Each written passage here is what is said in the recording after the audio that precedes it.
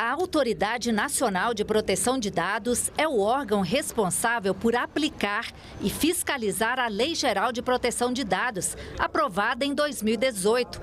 Com a medida provisória, a ANPD deixa de ser um órgão da administração pública federal vinculado à Presidência da República para ser uma autarquia de natureza especial.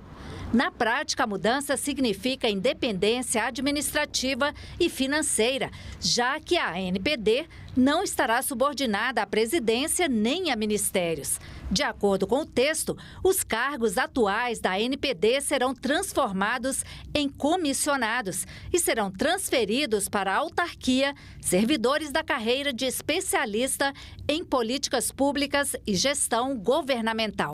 A medida provisória também cria, sem aumento de despesas, o cargo comissionado de diretor-presidente da Autoridade Nacional de Proteção de Dados. O texto foi aprovado sem emendas pelos deputados na semana passada e está na pauta da sessão plenária do Senado desta terça-feira. A MP tem que ser votada até o dia 24 de outubro para não perder a validade.